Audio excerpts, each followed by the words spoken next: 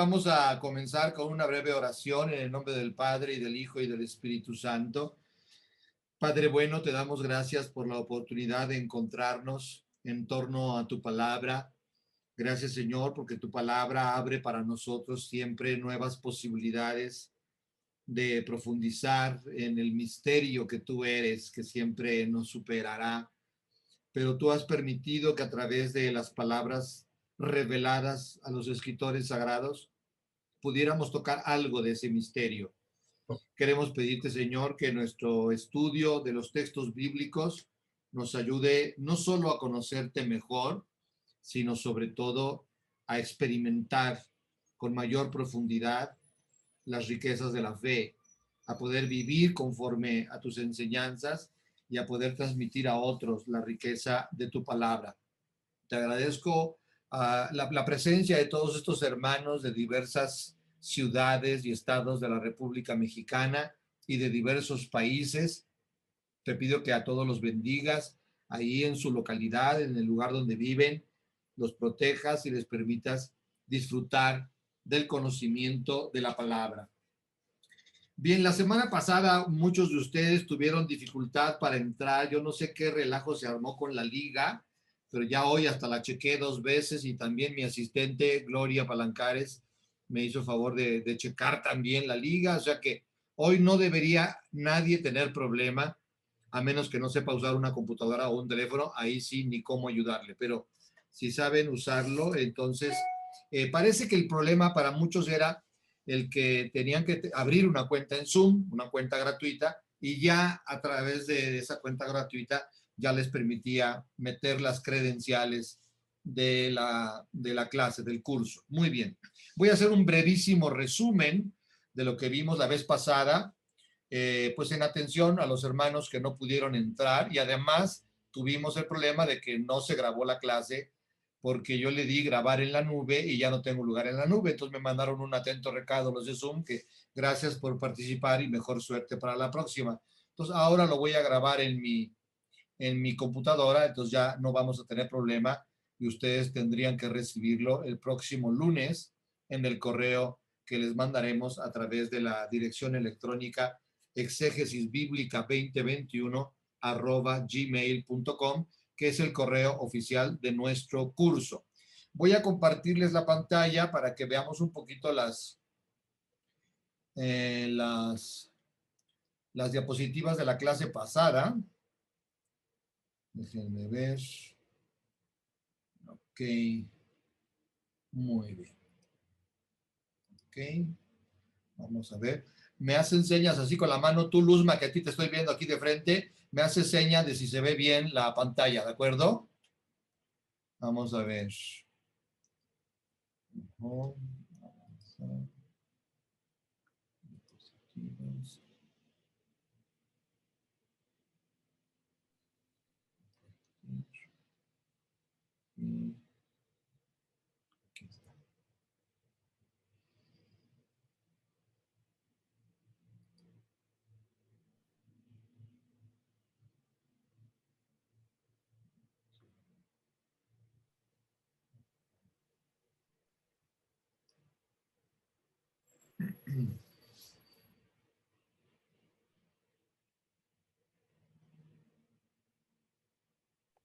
Muy bien. Sí, César, se ve bien. Muchas gracias. Muy amable. Qué bueno. Muchas gracias. Lo que no sé si esta es la presentación que requiero. Déjenme ver. Ajá. Esta es la de la semana pasada, César. Sí, sí es. Muy bien, perfecto. Ok, muy bien. Entonces, empezamos con el primer texto ya de análisis de nuestro curso, que va a ser sobre puros textos bíblicos, después de una clase introductoria, que fue la primera clase, que ya les tuvo que haber llegado en 15 breves videos, porque los separé por temas, conforme fui tratando diversos temas, fui separando porque algunos a lo mejor no querían echarse toda la clase completa y a lo mejor quieren ver un tema específico, como la relación entre exégesis y hermenéutica o qué sé yo. Entonces lo dividí en 15 videos. Y después de esa introducción presentamos a nuestro autor, el autor yavista, este autor anónimo del siglo X antes de Cristo, un escribano patrocinado por la corte, si bien no hay claridad de si fue la época de David o hasta que llegó Salomón. La mayoría se inclinan a pensar que fue más bien con Salomón el que se logró establecer esta corte de escribanos, y el jefe o la cabeza teológica de esta corte de escribanos era este autor a quien los exegetas llaman el yavista, porque usa el nombre de Yahvé en todos sus escritos. Se dedicó a reunir todas las tradiciones de las tribus y empezó a escribir ya los grandes textos que habrían de formar un día la Biblia. Es uno de los grandes autores del Pentateuco y es muy importante, es un autor trascendental. Eso es mío, espérenme un ratito. Espérenme. Déjenme quitar el FaceTime. Acá, esto, FaceTime, salir de FaceTime. Ya está.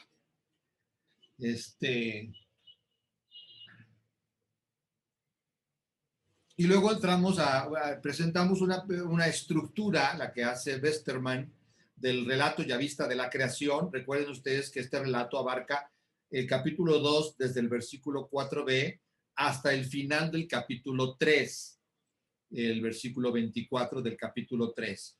Y entonces son como estas 4 escenas: la creación y la colocación del hombre en el jardín, luego la creación de una ayuda adecuada para el hombre, el deterioro de la vida en el jardín y finalmente las consecuencias nefastas de dicho deterioro. Ya lo explicaremos con mucho detenimiento en el desarrollo del curso. Y empezamos a ver el primer versículo, el 4b, el día en que ya hizo Yahvé Dios la tierra y los cielos. Explicamos el nombre de Yahvé, el origen de ese nombre, la raíz más primitiva, Yah, o como lo usaban en algunas tribus, Yahu, y está todavía muy en discusión el significado de esta raíz. Parece que tiene que ver con el verbo yeh, que significa ser, y entonces el nombre de Dios sería ser, así tal cual, lo cual sería muy, muy raro en una época tan primitiva, cuando los hebreos no estaban habituados a los conceptos abstractos, filosóficos, pero bueno, pareciera que tiene que ver con esta dinamis del ser en plenitud. Y el otro nombre que se traduce como Dios en las Biblias, el nombre de Elohim, que es el plural de él. Muy bien.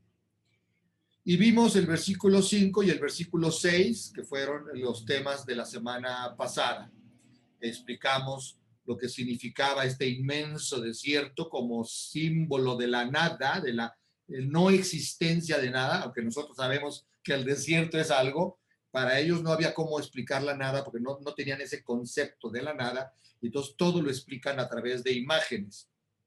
Y explicamos el corrompido versículo 6, que según una tradición documental dice que no había hombre que labrara el suelo y sacara un manantial de la tierra para regar toda la superficie del suelo. Explicamos la exégesis de esta posible corriente documental, pero como la Iglesia Católica en un documento de la Comisión Pontificia Bíblica de 1959 pidió que se tuviera también como inspirada la otra corriente documental que traduce, en vez de y sacara un manantial, traduce, pero un manantial regaba toda la superficie del suelo. Entonces también hicimos la exégesis de esa segunda corriente documental. Vamos ahora a entrar a el versículo central, digámoslo así, de este relato yavista de la creación, que es el versículo 7. Se podría decir que este versículo es el primer gran anuncio o mensaje antropológico de la Biblia. Hay toda una antropología que es la que vamos a analizar hoy en este versículo 7. Ustedes lo tienen en su Biblia de Jerusalén. Entonces Yahvé Dios formó al hombre con polvo de la tierra e insufló en sus narices un aliento de vida y resultó el hombre un ser viviente. Bueno, vamos a entrar un poco al análisis de este versículo. Primero que nada, otra vez se repite el doble nombre de Dios. Esto es un recurso teológico literario que se utilizaba no solamente por el yavista, otros después lo copiaron porque les pareció importante. Este recurso teológico, lingüístico o teológico literario pretende abarcar la totalidad de Dios. Yahvé era uno de los nombres de uno de los dioses que se adoraban en la tierra cananea por parte de algunas tribus semíticas que dieron origen al pueblo hebreo y luego a la nación israelita, que se forma hasta el año 1000, no antes del año 1000, se forma la nación israelita con el inicio de la monarquía de Saúl, pero sobre todo con David. Él es el gran consolidador de la nación israelita. Pero este nombre de Yahvé ya se utilizaba con mucha antelación. Era una de las divinidades. En toda la tierra cananea, todo lo que hoy nosotros llamamos Palestina y Líbano, todo lo que es la tierra de Israel, digámoslo así, y lo que son los territorios, por supuesto, palestinos y Líbano, toda esa tierra era la tierra cananea. Y había diversos dioses. Todos estos pueblos son politeístas. Esto significa que creen en la existencia de muchos dioses. Politeísta significa muchos dioses. También los hebreos eran politeístas.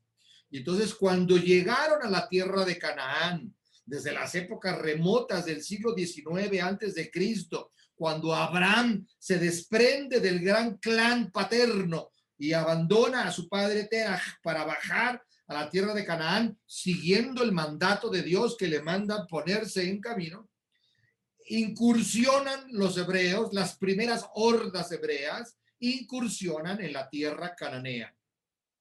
Y ahí se topan con los nombres de esos dioses.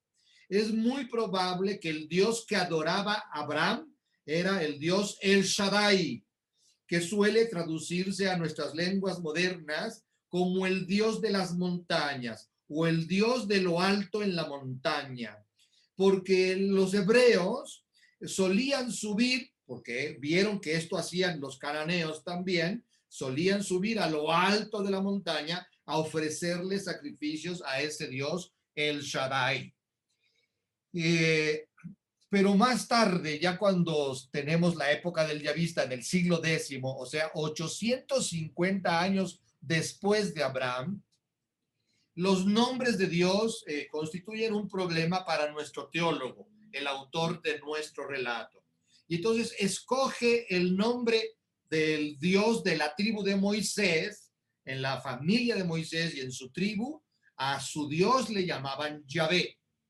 Escoge ese nombre y escoge el otro nombre que es Elohim, que es una de las formas que adquiere la principal divinidad del panteón cananeo, que es el dios El. De ahí viene El Shaddai, Dios de la montaña. El Roí, Dios que me protege o Dios que es mi fuerza. El Otam, Dios altísimo. Y Elohim, que es una forma muy usada en la Biblia y que es de hecho un plural. Pudiera ser que en las épocas más primitivas, hacia el siglo XX, antes de la era cristiana, el nombre Elohim sí significase varios dioses o varios seres celestes. Algunos textos bíblicos utilizan Elohim para referirse a los seres de la corte celestial, lo que después, muy tardíamente, por influencia persa, se comenzó a llamar ángeles, serafines, querubines y todo este mundo de la corte celestial. Entonces se les llamaba con el nombre plural Elohim. Pero nuestro autor conoció las tradiciones de algunas de las tribus hebreas que, aunque usaban la forma plural Elohim, lo usaban en singular. Los verbos estaban en singular. Lo consideraban un dios, no muchos dioses. Entonces, siempre que ustedes en el Pentateuco, los 5 primeros libros de la Biblia, se encuentren en sus Biblias la palabra Dios, la que está detrás es la palabra Elohim.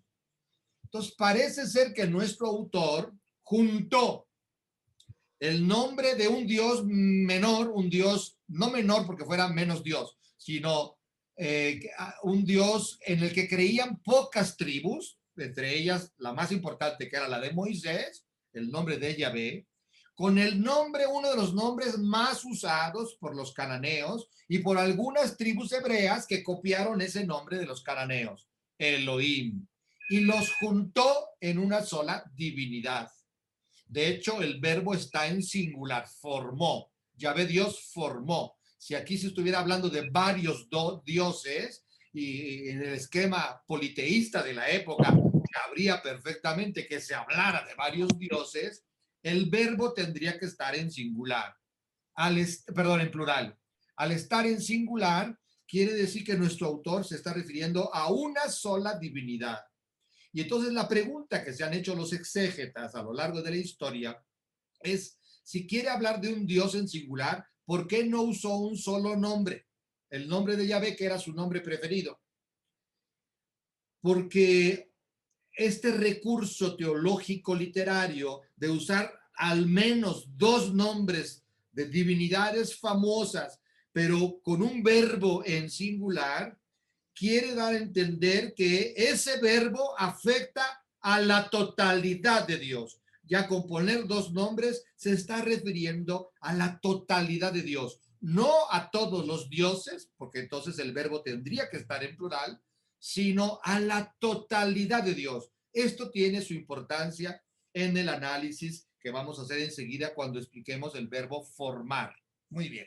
Entonces, Yahvé Dios es una sola divinidad, aunque en aquella época eran varias divinidades. Una era Yahvé, otra era Elohim y los demás dioses del panteón cananeo, algunos de los cuales los adoptaron los hebreos. Muy bien. El verbo que nos importa, primero porque está en singular y nos obliga a pensar que Yahvé Dios es un solo Dios, es el verbo formar. Este verbo formar, yosher, ahí se los puse en rojo, yosher, viene de un sustantivo, el sustantivo yashar, que significa alfarero. Nosotros no tenemos el verbo que corresponde a la actividad del alfarero. No existe en español el verbo alfarerear. Ya vengo vieja, voy a alfarerear una vasija. No, no existe el verbo. Nosotros usamos el verbo modelar, el verbo formar, el verbo hacer. Y es muy extraño que el autor haya utilizado este verbo, porque es un verbo que solo se utiliza para actividades manuales, como es esta precisamente, la del alfarero, que modela, que forma. Para poder entender por qué usa este verbo y no alguno de los verbos más comunes que les puse en la extrema derecha de la diapositiva, el verbo bará, que es el verbo crear, que hubiera sido el verbo más apropiado para esta acción. Dios va a crear al hombre, ¿no? Pues que utilizara el verbo bará. Además, el verbo bará es exclusivamente divino. No se usa en la Biblia para ninguna actividad humana. Cuando se utiliza el verbo bará, se está hablando siempre de algo que Dios hace. Entonces, el verbo bará hubiera sido más adecuado y es un verbo que conocía perfectamente el yavista. O podía haber utilizado un verbo muy universal, muy común en la lengua hebrea, que es el verbo asaj, que significa hacer. Podía haber dicho, Dios hizo al hombre, y usar el verbo asaj. En vez de usar cualquiera de estos dos verbos que hubieran sido la solución lógica para lo que él quiere dar a entender que es la creación del hombre, se va a buscar este verbo que genera complicaciones, porque es un verbo que solo se puede utilizar para la obra manual del alfarero. Recordemos algo que dijimos cuando presentamos a nuestro autor. En general, los hebreos, pero este muy en especial, utilizan imágenes para transmitir mensajes teológicos de gran envergadura, de gran profundidad.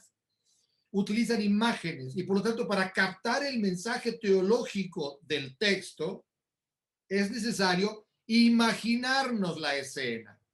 Y entonces tenemos que adoptar el antropomorfismo que usa el yavista. Acuérdense que antropomorfismo significa darle a Dios forma humana. Si aquí se supone que Dios tiene manos porque va a alfarerear algo, entonces hay que imaginarlo con manos y hay que imaginarlo en una actividad que es parecida a la del alfarero. El verbo yosher connota significados muy importantes, porque no solamente es hacer cosas de barro, trabajar el barro, implica todo, para ellos era un arte, más que un oficio mercantilista, era un arte la alfarería. De hecho es un arte, sigue siendo un arte.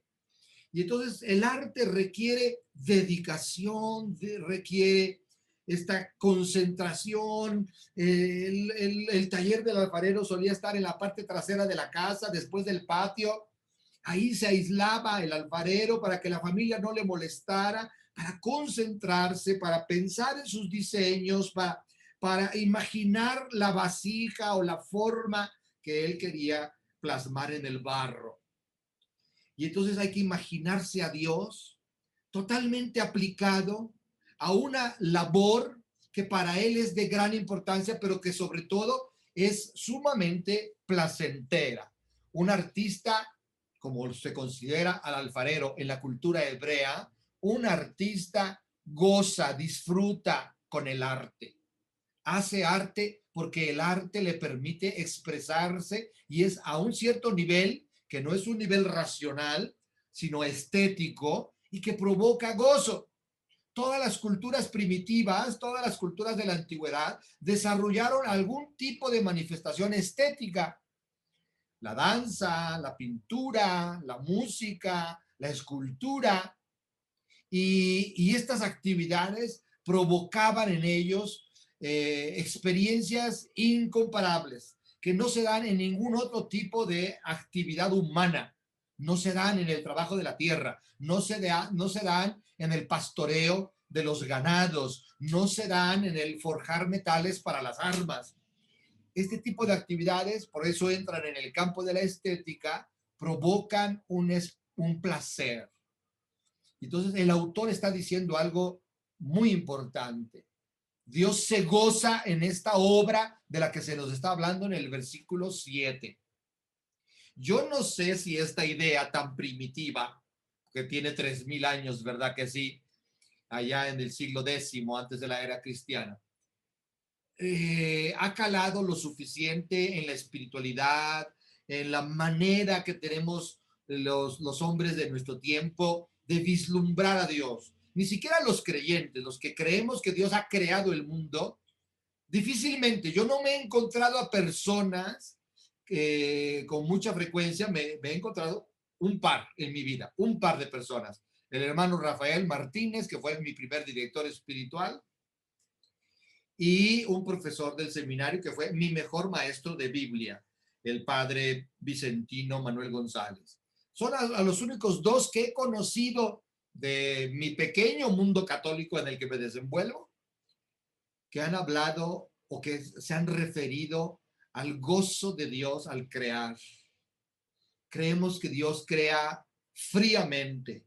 La mayoría de la gente se imagina que la creación de Dios, sí, claro que es un signo de amor a nosotros y se lo agradecemos y todo, pero no nos imaginamos a Dios divirtiéndose, gozando al crear, concentrado para hacer una obra magistral. Y mi maestro de vocación cristiana, que nos dio teología de la vocación cristiana, que era un comboniano, misionero comboniano, maravilloso, don Fernando Guillén Preckler, nos invitaba a considerar cómo cada ser humano es una obra única. No existe otro ser humano parecido a otros, igual a otro. Eso significa que Dios se aplica y pone en funcionamiento toda su inmensa creatividad para hacer obras únicas, únicas. Y esto implica gozo, disfrute. Cuando te sale una obra única, que no tiene copia, que no puede ser igualada por nadie, experimentas un gran gozo, como el que experimentaron los compositores de grandes sinfonías, o los grandes pintores, o Miguel Ángel haciendo su David, o su Moisés, o su Pietà. Nadie puede igualar esa obra. Son inalcanzables desde esa perspectiva. Todo esto va involucrado en esta palabrita grosera, menos fina que el verbo bará o que el verbo asaj, que es el verbo de una actividad manual, como es el verbo yosher, del yashar, el alfarero. Formó, Dios formó. Todo Dios afecta a Dios en su totalidad, la creación del hombre. Formó al hombre, y aquí hombre no significa el varón. La palabra Adam, que es la que aparece en nuestro texto, Adam, significa persona humana. Abarcan los dos géneros, el hombre y la mujer. Está mal explicado cuando se dice que primero creó al hombre y después creó a la mujer. No, creó al hombre como persona humana. Entonces, siempre que se habla del hombre en la primera parte del relato, se está hablando de los dos sexos. Solo después se nos va a hablar de la mujer. Y van a aparecer dos palabras distintas. La palabra varón, que es una palabra totalmente distinta a Adán, y la palabra hembra, que es una palabra que está muy emparentada con varón. Pero aquí no es esa palabra, aquí es la palabra Adán. Después la tradición lo convirtió en un nombre propio. Y entonces tenemos a la pareja primordial, Adán y Eva. Pero eso es posterior, es una evolución de la teología del yavista y un replanteamiento de esa teología por otros autores. Y el mismo yavista utiliza en el capítulo 4 ya los dos nombres personales para distinguir al hombre y a su mujer. Pero aquí, en el capítulo 2, se trata del género humano. Entonces, podría traducir perfectamente, no literalísticamente, pero sí semánticamente, aludiendo al sentido, formó a la persona humana. Se puede traducir perfecto y estaríamos respetando el sentido, aunque nos tomáramos muchas libertades en cuanto a la literalidad del texto. Adam formó a Adán con polvo de la tierra. Hapar min ha-adamá. Este Hapar min ha-adamá es muy importante para entender la antropología del yavista.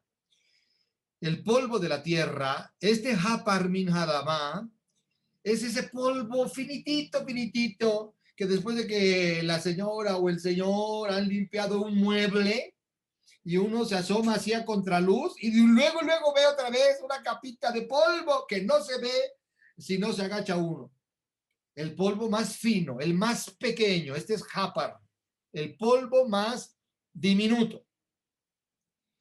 Y es un símbolo de pequeñez, de fragilidad, de insignificancia. No hay nada más insignificante que el Hapar min Adamá. Es casi invisible.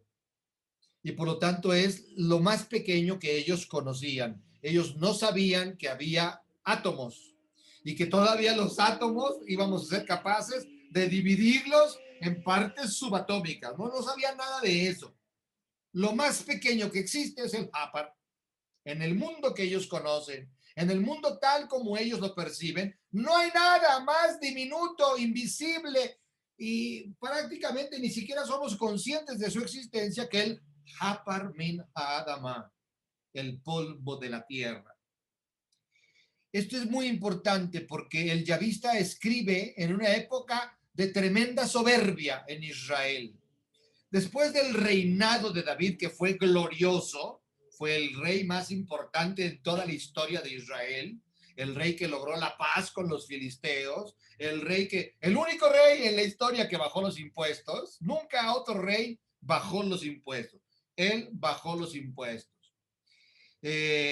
Hizo las primeras carreteras de la nación israelita. Por su amistad con los filisteos, que antes eran acérrimos enemigos de los judíos, de los israelitas, logró incluso que los filisteos le abrieran paso al mar y le construyeran un puerto. Inició la primera flota, que nunca tuvo gran éxito, pero la primera flota israelita la inició el rey David.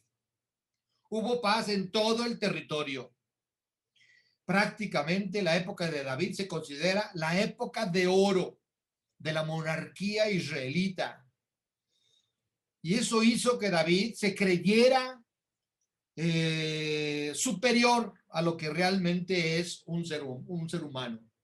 Por eso se sintió dueño de la vida de sus súbditos. Conocemos el gran pecado que cometió David cuando le gustó una muchacha que vio desde la terraza del palacio, allá abajo en la colina, en una de las casas de uno de sus mejores amigos, un capitán de su ejército, Urías el hitita. Le gustó la muchacha y entonces inventó toda una artimaña para deshacerse de su amigo y lo mandó a un campo de batalla y ahí dio órdenes que lo mataran. Y entonces se hizo esposo de esa mujer. Ese pecado se lo echa en cara el profeta y David se postra en tierra y el profeta le anuncia la muerte de ese vástago, de ese muchacho, de ese niño que va a nacer como fruto de ese pecado. Y entonces el yavista escribe posiblemente en la época ya de Salomón, que no es ese hijo de Urías el hitita. Salomón es hijo de otra, de la misma mujer, pero es el segundo hijo de esta mujer que había sido esposa de Urías, Betsabé. Y entonces el yavista quiere como darle una buena sentada al rey y a todos los que se creen algo, a todos los que se creen fuertes, a todos los que se creen sabios, a todos los que confían en su riqueza, a todos los que de alguna manera tienden a elevarse por encima de su propio nivel. Y entonces acaba diciendo que el hombre no es más que esto, polvo insignificante. Por mucho que se crea el rey de la creación, por mucho que se crea el centro del universo, por mucho que Dios se haya revelado con él y haya iniciado con el hombre una historia de relación, de salvación, de alianzas que se han ido repitiendo en la época de los patriarcas y luego en la época de Moisés, el hombre no es más que polvo. De hecho, en el texto original no aparece la preposición, no dice polvo de la tierra. Dice polvo, ¿qué hizo al hombre? Polvo, perdón, no dice no dice con polvo de la tierra. La conjunción no aparece. Simplemente dice el texto hebreo, entonces Yahvé Dios formó al hombre polvo de la tierra. Nosotros en nuestras Biblias modernas le ponemos la conjunción para que suene mejor el texto, corrigiéndole al autor, pensando que era un autor tan primitivo que no sabía usar las conjunciones. Y parece ser que va con todo propósito. ¿Qué es el hombre, según el yavista? Polvo, que no se crea la gran cosa. Y por lo tanto no tiene derecho a exigir nada, ni de Dios, ni de la tierra, ni de los demás seres humanos. No tiene derecho a exigir nada, porque el polvo no exige, casi ni existe. Esta es la importancia del polvo de la tierra. Les puse aquí una referencia de Juan Luis Ruiz de la Peña en su libro de Antropología Teológica Fundamental, porque también es importante mencionar la tierra. Fíjense que tierra se dice Adamá y hombre se dice Adam. Es prácticamente la misma palabra, solo que Adamá tiene una sílaba más. Entonces, Adam se puede traducir el terrestre, porque Adamá significa tierra, el terrestre. Dice Juan Luis Ruiz de la Peña, para el yavista, por tanto, no ofrece la menor duda el carácter terreno del hombre. Este no está en el mundo como en un medio hostil o extraño a su naturaleza. Bien, al contrario, está ligado a él por una suerte de parentesco, por una afinidad estrecha y permanente. Predicable esta afinidad que el hombre tiene con la tierra, predicable del comienzo, del desarrollo y del término de su existencia. ¿Por qué es importante esto? Porque muchos mitos que existían en la antigüedad sobre el origen del hombre pretendían que el hombre venía del mundo de los dioses y que por algún pecado original, por alguna culpa, los dioses lo habían expulsado del mundo de lo divino y lo habían encerrado en la tierra y le habían dado un cuerpo que era la prisión del alma, ¿no? Y el hombre tiene como la aspiración, desde las épocas más primitivas, de poder llegar a otro mundo. No existe otro mundo para el hombre según el yavista. El hombre fue creado de la tierra, para la tierra y hacia la tierra. El fin del hombre es la tierra. De hecho, cuando los expulse Dios del paraíso, ya lo veremos en el capítulo 3, le dirá al hombre, recuerda que vienes del polvo y al polvo volverás. Entonces, no hay otro mundo para el hombre. Y si hay un cielo, si existe un cielo después de la muerte, ese cielo es terráqueo. Ese cielo es de tierra, donde el hombre vivirá en plenitud, eso es lo que creemos, pero el hombre no puede vivir desvinculado de la tierra. Este aspecto es fundamental en la antropología del yavista. Pero no termina allí el versículo 7. Parecería, si vemos solo la primera parte del versículo, que la antropología del yavista es pesimista. ¿Qué es el hombre? Polvo de la tierra. Pequeñez, insuficiencia, fragilidad, fracaso de continuo, limitación. Pero no termina ahí el verso. El verso continúa. Vamos a ver primero toda la importancia que tiene la relación con el alfarero y luego vemos cómo completa la imagen antropológica el yavista. Fíjense ustedes la importancia de llamarle polvo de la tierra, barro. Hay varios textos, no solo del Antiguo Testamento, sino del Nuevo, que aluden a esta fragilidad del hombre. Como el barro está en manos del alfarero, dice el libro del Eclesiástico, que lo modela según su voluntad, así los hombres en manos de su hacedor. Fíjense que aquí sí está la palabra asaj, hacedor, que da a cada uno según su criterio.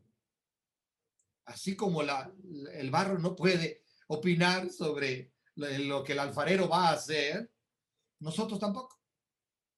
¿Por qué yo resulté chaparro y pelón? Bueno, pues porque Dios es creativo y cada uno de nosotros pues tiene las características que el hacedor da a cada uno según su criterio. No cabe aquí preguntar por qué Dios me hizo así. Solo cabe agradecer la especificidad única e irrepetible de mi ser. El profeta Jeremías, importante, palabra que Yahvé dirigió a Jeremías. Levántate y baja a la alfarería, que allí mismo te haré oír mis palabras. Bajé a la alfarería y resulta que el alfarero estaba haciendo un trabajo al torno. El cacharro que estaba haciendo se estropeó como barro en manos del alfarero y este volvió a empezar transformándolo en otro cacharro diferente, como mejor le pareció al alfarero. Entonces me dirigió Yahvé la palabra en estos términos: no puedo hacer yo con vosotros, casa de Israel, lo mismo que este alfarero, oráculo de Yahvé. Lo mismo que el barro en la mano del alfarero, así sois vosotros en mi mano, casa de Israel. ¿Por qué dice este oráculo, Jeremías? Porque Jeremías ha venido predicando que Dios va a destruir a su pueblo, porque su pueblo ha sido traidor a la alianza, porque nadie quiere vivir la ley, porque el pueblo se ha contaminado con los ídolos. Y entonces Jeremías ha anunciado repetidas veces, Dios va a destruir a este pueblo. Y dado que este pueblo se estropeó como un cacharro en manos del alfarero, Dios puede hacer otro cacharro diferente. Jesús va a decir algo muy semejante a los fariseos. Dios os quitará, os arrebatará a vosotros el reino. Se lo dicen los fariseos. Y se lo dará el reino a un pueblo que dé sus frutos. O sea, Jesús anuncia que la historia de Israel como pueblo de Dios está a punto de acabar, porque el pueblo sigue sin dar fruto y Dios les va a arrancar el reino y se lo va a dar a otros pueblos. Es exactamente la misma idea que aquí presenta Jeremías. Job es bellísimo. Tus manos me formaron. Es el mismo verbo yashar. Me formaron y me hicieron. Y ahora en arrebato me destruyes. Recuerda que me has hecho de barro y que al polvo me has de devolver. El Salmo 103. Como un padre se encariña con sus hijos, así de tierno es Yahvé con sus adeptos, que él conoce de qué estamos hechos, sabe bien que solo somos polvo. Oh hombre, ¿quién eres tú para pedir cuentas a Dios? ¿Acaso la vasija dirá al alfarero, ¿por qué me hiciste así? ¿O es que el alfarero no es dueño de hacer de una misma masa objetos para usos nobles y otros para usos despreciables? Esta es la carta a los romanos. Fíjense cómo llega hasta el Nuevo Testamento la imagen del barro.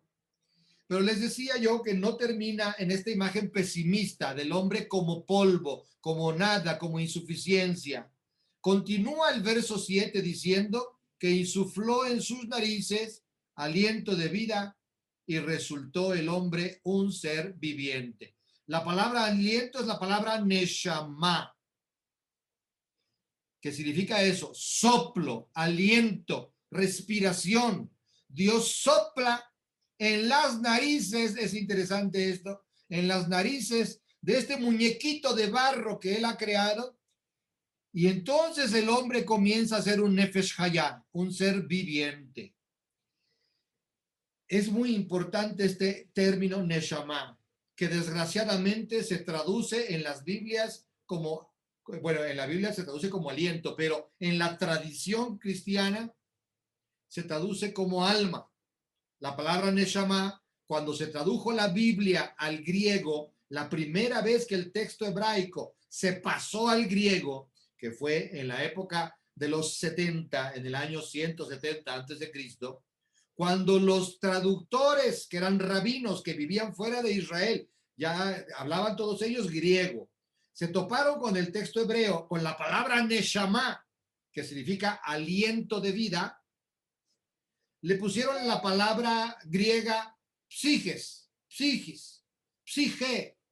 Esta palabrita significa en el griego koiné que ellos utilizan para traducir la Biblia hebrea, significa aliento, aliento vital. Pero en nuestra cultura, esta palabra psigis o psige se traduce como alma. En el latín, ya cuando pasó del griego al latín, ya usaron directamente anima, anime, que es alma. Entonces, fíjense cómo el texto bíblico no habla del alma en el sentido en el que se suele entender el alma. El alma para la Biblia, para el yavista, es respiro de Dios en el interior del hombre. Hay algo en nosotros que respira y que no son nuestros pulmones. Ese respiro es Dios mismo. Por eso son muy pertinentes los ejercicios de oración que inventaron los rabinos de la época intertestamentaria, entre el Antiguo Testamento y el Nuevo, se llama época intertestamentaria, del año 50 antes de Cristo, fecha del último libro del Antiguo Testamento, que es el libro de la sabiduría, al año 50 después de Cristo, fecha del primer libro del Nuevo Testamento, que es la primera carta de Pablo a los tesalonicenses. Esos 100 años del 50 antes de Cristo al 50 después de Cristo se llama época intertestamentaria. Los rabinos enseñaban a orar en las sinagogas para que el creyente judío entrara en lo más profundo de su ser a la búsqueda del neshama, que nosotros podríamos llamar alma siempre y cuando la entendamos como algo dinámico. Por eso significa respiro, algo dinámico que es de Dios, aunque Dios nos la ha participado, lo sopló sobre nosotros, ya me pertenece, pero viene de Dios, es cosa de Dios. Y entonces el hombre aparece en esta ambivalencia, ¿no? Fíjense cómo la vida humana solo llega hasta el final. El hombre se puede llamar un ser vivo solo cuando se han unido estas dos dimensiones contrapuestas. El Haparmin Hadama, el polvo de la tierra, con el aliento divino, el Neshama, que es insuflado en las narices del hombre. Antes de ver la relación entre estas dos dimensiones antipodales, digámoslo así, fijémonos en las narices.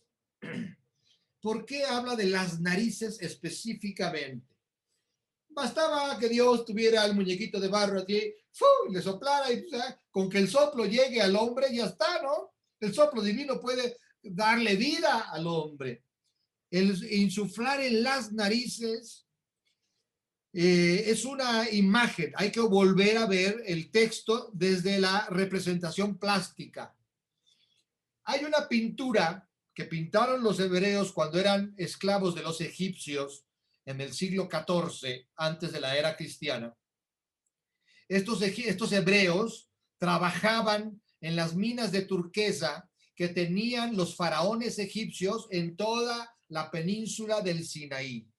Y los que trabajaban allí las turquesas, que era de las cosas que daban más riqueza a los egipcios en aquella época, eran hebreos.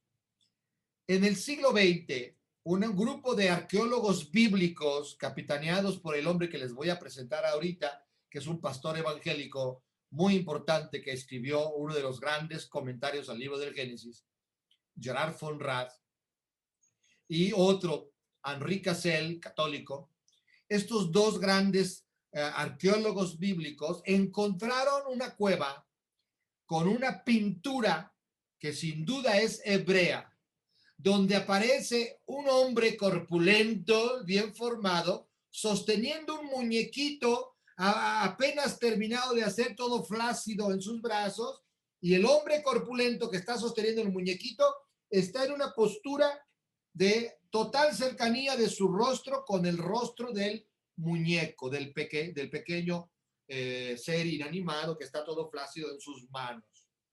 Si hoy usted toma un tour a la península del Sinaí, el guía de turistas le va a llevar a lo que ellos llaman la cueva del beso, porque parece efectivamente que la figura corpulenta está a punto de besar en la boca al muñequito que está flácido en sus manos. Los arqueólogos bíblicos, Gerard von Rath, pastor evangélico importantísimo, y Henri Cassel, un católico también muy importante, a quien debemos muchos estudios sobre Moisés, lograron descubrir que no se trata de un beso. El ser corpulento que tiene un ser inanimado en los brazos y que está a punto de tocar su boca, no es un beso lo que le va a dar.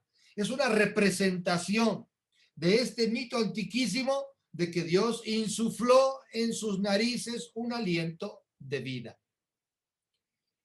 Lo cual implica que Dios se agacha, se curva por completo hacia el hombre para comunicarle exactamente donde debe comunicarle su aliento divino. El aliento debería poder entrar por la única cavidad humana, una de las dos únicas cavidades humanas que permiten recibir aliento, la boca y la nariz. Y entonces este insuflar en las narices significa que todo Dios, porque nos lo ha dicho en el pórtico del versículo 7, Yahvé Dios, todo Dios se curva. No solo todo Dios utiliza su creatividad para hacer el muñequito de barro como el alfarero. Todo Dios se curva, se agacha hacia el hombre para comunicarle su vida, porque este aliento es eso, vida divina. Pues de ahí a los textos cristianos va a haber una gran similitud. Los textos cristianos van a hablar del Dios que se abaja hasta el hombre para que el hombre tenga vida.